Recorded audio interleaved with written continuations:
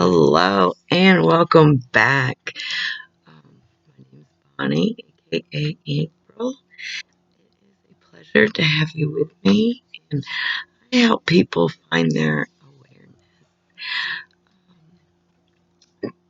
Tonight, I want to go on the topic of the worst thing that you can tell yourself, the biggest lie that you can tell yourself, and the furthest from your purpose in life.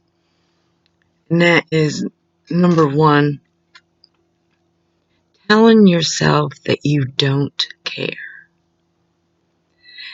Now, how many of you out there can relate to denying your emotions, or denying your thoughts, or denying yourself from what's be acceptable and loving, and coming from a place within your true nature and your true heart, is to say, as you're crying and you're emotional over some circumstance, you tell yourself you don't care. And too often that is truly the worst mechanism that our brain tells us, so that we can cope and deal by just pushing these things aside. And I must say that if by any means that you can start to change those words into, okay, being honest with yourself, you're crying, you do care. You absolutely do care. And when you continue to tell yourself, I don't care, I don't care, to everything, every experience going on around you, you're simply depleting your energy and also sending off that false representation that you don't care. So if you don't care, then what's the sense in it, getting better, or achieving wisdom from the experience or the circumstances around you? Um, way too uh, self-sabotaging, not only for yourself, but for many people around you. And it really saddens me to see it being done in an over dramatic, repetitious, uh, uh, repeat lifestyle, over and over again. And honestly, from our heart and our spirit are one. They know no other way of caring and loving, and being compassionate and being passionate, and forgiving over and over again. But too often, it does become, especially as you get older, it does become very painful. And the mind will just simply it becomes a habit. You literally say, I just don't care. I just don't care. And your words and your thoughts are extremely powerful. So with us being disconnected from our heart and soul, we can come up with this habit that we're constantly telling ourselves that we just don't care, to adapt to whatever the circumstance might be. It's for a grim example. Um, use this like a metaphor. Um, if you're going on a camping trip, for instance, you can relate to this, whether it be true or not. You go on a camping trip, and of course, it's dark out. Maybe you're walking around, you hear this noise, it's just a coon, it's just, whatever. And all of a sudden, a bear approaches you from behind. And, that flight, that run and flight emotional reaction to protect you is going to kick in. And your cells go to your arms, your head, and your legs, and of course leaves the mid body alone. It's just like tagging along for the moment in that reflex manner. Now, suppose this bear is constantly coming home every night. It is a constant. You have this like love-hate relationship with this bear, and it looks cute, and you got good thoughts and good intentions for that bear, but unfortunately its nature is to be a beast, tear things up, untrusted. You can't trust a bear. It's unpredictable. So just say for instance that this bear is always coming home, and you try to adapt, and of course the brain helps you try to adapt. But what we fail to realize is that our emotions, our cells, are not giving, the heart is stimulated, or the body, the body part, because it's constantly in this run flight pattern that it has to stay in that moment, that emotional moment, and then the mind clicks in with this horrible habit of saying I just don't care, and then the more you say it, the more you truly uh, you're not centered. That's not how we're supposed to think about manners, even if they don't pertain to us. And make no mistake whatsoever that once you start putting that out there that you don't care, it's quite a bumpy road. I mean, I've even been there, tell myself that I don't care, and I won't care, and I won't have to deal with the pain. But that's even the biggest lie, because whether you really want it or not, you're going to feel it. And even if you don't feel it physically, your body will. And this will progress into time, and as I've mentioned in some of my other videos, into illnesses and unhealthy habits. And the biggest one, change it. Just start saying, I do care. I do care. And just start visiting how it ought to be, how your attitude ought to be. Their attitudes reflect our thoughts and images, and um, with that unhealthy remark constantly, and that's just to name a few, well, surely if, you don't care, then it's like, oh, well, like you're a child, for instance, and you want this pretty Barbie doll or some object so bad, you ask for it, and then you're like, oh, well, I don't care. You got that attitude of life. The gratitude surely isn't there. And so what's the sense in, mommy and daddy really, or anybody giving this person what they want, if there's no gratitude? There's just, well, I just don't care, and so your wants and your desires and your heart don't connect, and then you just don't never ever succeed in really truly having even a taste of what you want. And it the turmoil and everything is a constant.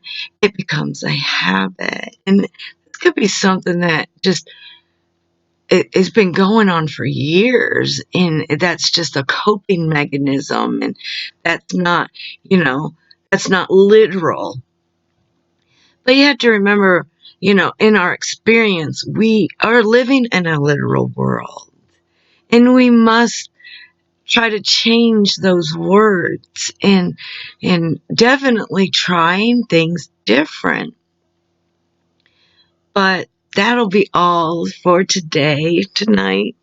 I just truly wanted to get that out there, because our words reflect everything that is attempting to come to us. We're shutting the door when we